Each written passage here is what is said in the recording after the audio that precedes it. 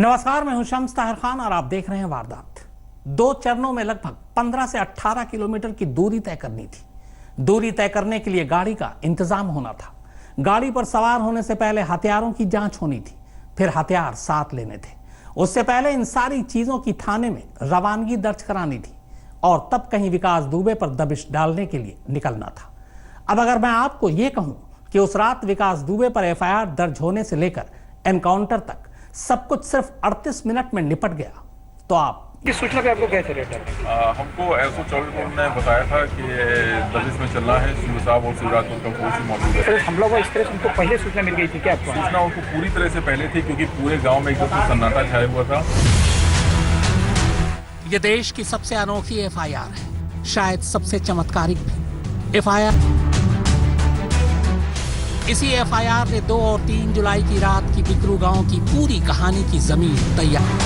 और अब यही एफआईआर शायद आगे चलकर यूपी पुलिस की सबसे बड़ी फांस बनने वाली है, क्योंकि यूपी पुलिस अनजाने में एक बहुत बड़ी गलती कर बैठी है।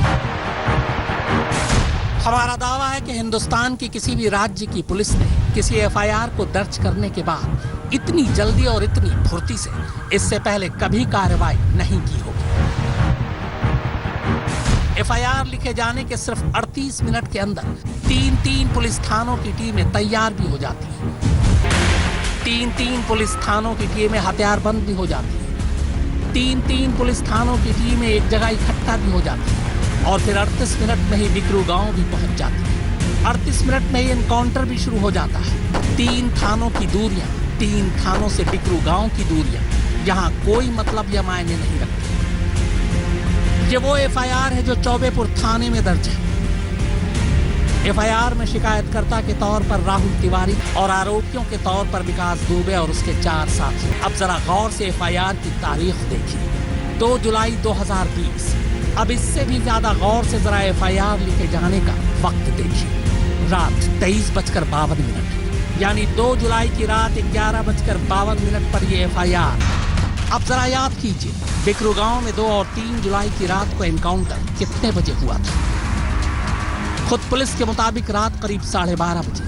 और खुद पुलिस ये कह रही है कि विकास दुबे के घर दबिश डालने के लिए कानपुर जनपद के 3 पुलिस थानों की टीमें बिकरू गांव गई थी। ये 3 थाने हैं चौबेपुर, शिवराजपुर और बिठूर।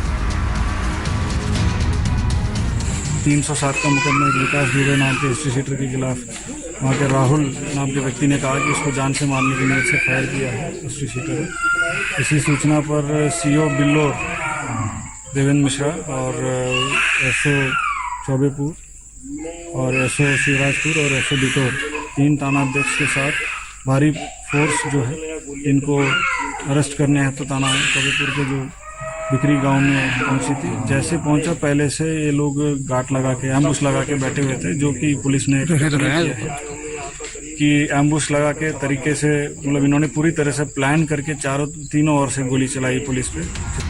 अब आइए जरा इन तीनों थानों की एक दूसरे से दूरी नापते हैं। चौबेपुर से शिवराजपुर थाने की दूरी 8 किलोमीटर है। चौबेपुर से बिठूर थाने की दूरी 10 किलोमीटर है, जबकि चौबेपुर से बिकरू गांव विकास दुबे के घर की दूरी 7 किलोमीटर है।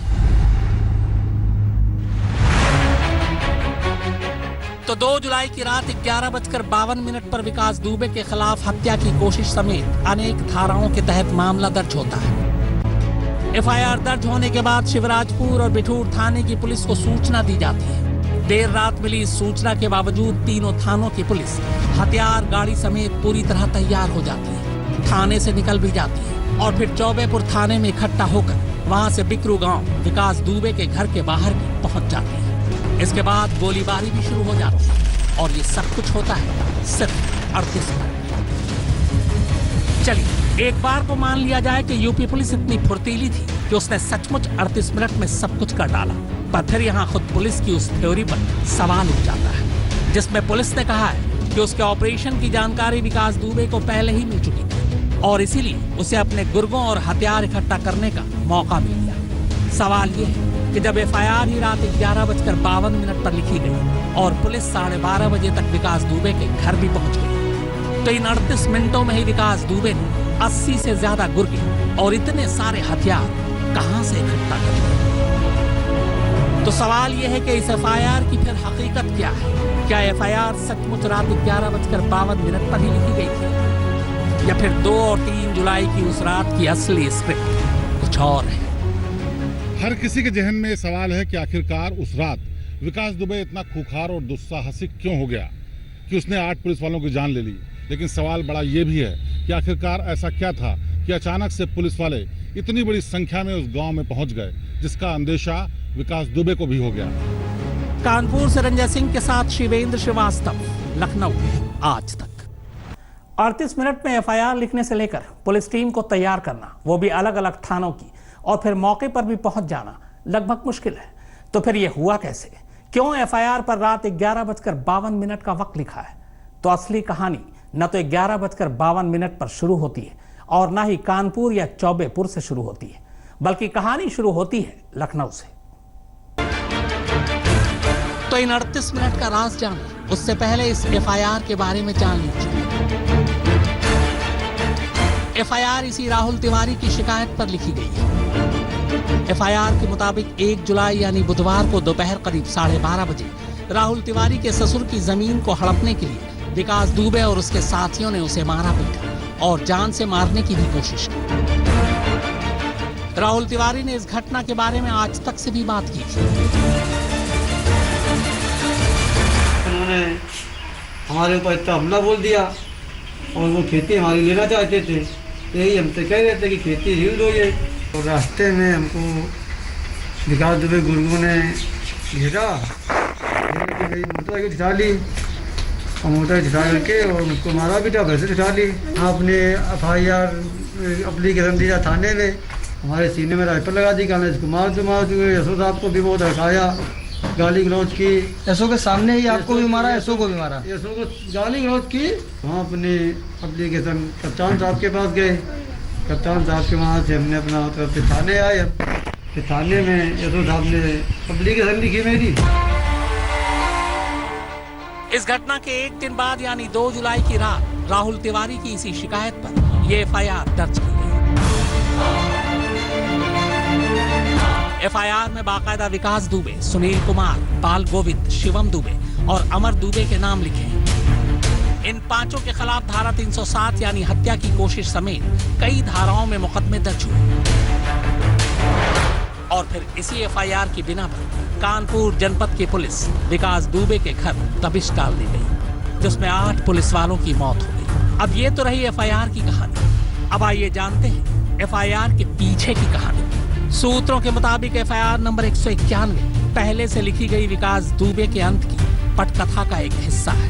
इस पूरी साजिश में कई लोग शामिल हैं। इनमें बड़े नेता, आला पुलिस अफसर और खुद विकास दुबे के कुछ खास गुर्गे।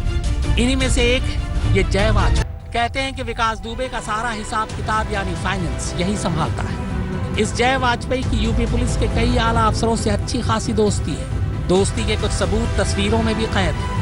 इन तस्वीरों में से एक तस्वीर में जय वाजपेयी एनकाउंटर से पहले तक एसटीएफ में डीआईजी रहे अनंत देव के साथ भी देखा जा सकता है।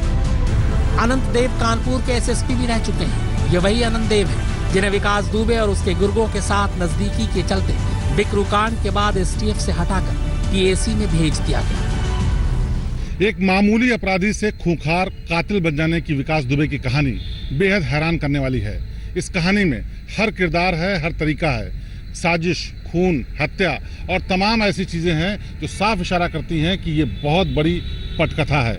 लेकिन इस पटकथा का लेखक शायद कोई और है, क्योंकि सबूत इशारा करते हैं कि जिस जय वाजपेयी को पुलिस ने 15 दिन हिरासत में रहने के बाद गिरफ्तार किया है, उसके भी हाथ इस पूरे। सूत्रों के मुताबिक विकास दुबे की तमाम अवैध और बेनामी संपत्ति के अलावा जुर्म की काली दुनिया से कमाई गई काली दौलत का हिसाब किताब जय वाजपेयी ही रख रहा था।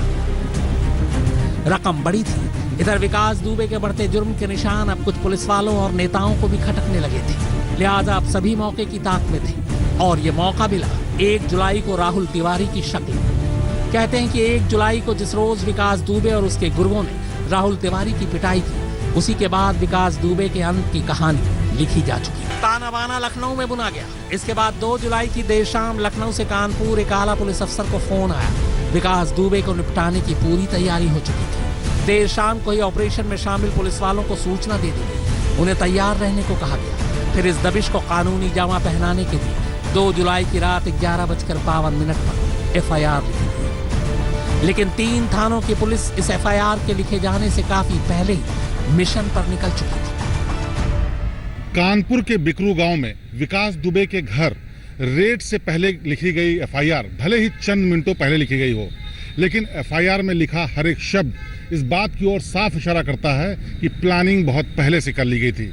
यानी ये तय था कि इस बात की जानकारी विकास दुबे को जो हुई थी वो बेजा नहीं थी, और इसी के चलते ये जो घटना हुई वो इतनी बीभत्स थी। अब भले ही इस FIR का सच कभी सामने ना आए, लेकिन जो कुछ भी हुआ उसमें गहरी प्लानिंग थी। शायद उस रात पुलिस अपने इस मिशन में कामयाब भी हो जाती, मगर एक चूक हो गई। FIR नंबर 191 जिस पुलिस अफसर ने लिखी थी वही पुलिस अफसर पुलिस का गद्दार निकला।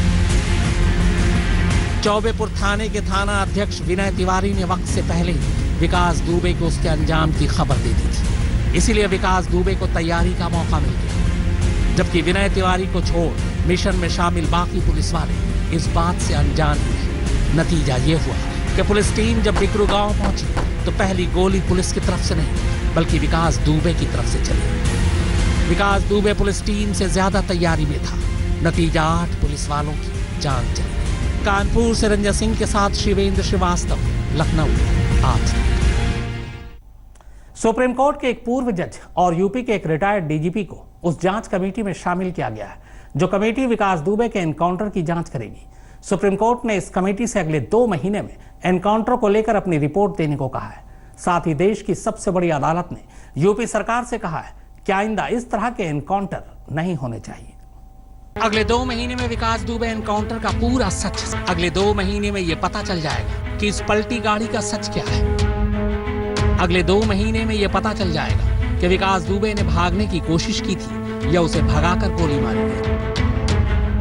सुप्रीम कोर्ट ने बुधवार को विकास दुबे एनकाउंटर पर सुनवाई करते हुए यह हुक्म दिया है कि एनकाउंटर का पूरा सच अगले 2 महीने के अंदर अदालत के सामने रखा। सुप्रीम कोर्ट के हुक्म पर विकास दुबे एनकाउंटर की जांच के लिए अब नई जांच कमेटी भी बनाई गई है। इस नई जांच कमेटी में सुप्रीम कोर्ट के पूर्व जज BS चौहान और उत्तर प्रदेश पुलिस के पूर्व DGP KL गुप्ता को भी शामिल किया गया है। सुप्रीम कोर्ट ने कहा है कि नई जांच कमेटी अगले 1 हफ्ते के अंदर अपनी जांच शुरू कर दे और 2 महीने में जांच मुकम्मल। सुप्रीम कोर्ट ने विकास दुबे एनकाउंटर को गंभीरता से लेते हुए उत्तर प्रदेश सरकार को ये नसीहत भी दी कि विकास दुबे जैसा एनकाउंटर भविष्य में ना हो। ऑपरेशन क्लीन के नाम पर यूपी में जारी एनकाउंटर की झड़ी इस नसीहत के बाद शायद थम जाए। सुप्रीम कोर्ट के आदेश पर यूपी सरकार ने देश की सबसे बड़ी अदालत को विकास दुबे के जुर्म का पूरा बहीखाता और उसकी जमानत और पेरोल की पूरी जानकारी भी दी। दरअसल सुप्रीम कोर्ट ने 2 दिन पहले यूपी सरकार और यूपी पुलिस को आड़े हाथों लेते हुए इस बात पर हैरानी जताई थी कि 60 से ज्यादा मुकदमे होने के बावजूद विकास दुबे जेल से बाहर कैसे था। कानपुर के हिस्ट्री शीटर विकास दुबे की मुठभेड़ में हुई हत्या के मामले में अब 3 सदस्यीय आयोग इसकी जांच करेगा। जांच आयोग की अध्यक्षता यानी अगुवाई करेंगे सुप्रीम कोर्ट के रिटायर्ड जस्टिस BS चौहान। साथ ही उत्तर प्रदेश के पूर्व DGP retired DGP KL Gupta आयोग के सदस्य होंगे और तीसरे सदस्य वही होंगे हाई कोर्ट के पूर्व जस्टिस अग्रवाल। आयोग 1 हफ्ते के अंदर अपनी जांच शुरू कर देगा, साथ ही 2 महीने के अंदर इस मामले की पूरी रिपोर्ट देगा। संजय शर्मा, दिल्ली, आज तक। तो वारदात में फिलहाल इतना ही, मगर आज तक पर खबरों का सिलसिला लगातार जारी। नमस्कार, मैं हूं अंजना ओम कश्यप। हमें उम्मीद है ये वीडियो आपको पसंद आया होगा। लेटेस्ट खबरों के लिए यूं ही देखते रहिए आज तक, और इस वीडियो के पसंद आने पर लाइक, शेयर एंड सब्सक्राइब करना ना भूलें।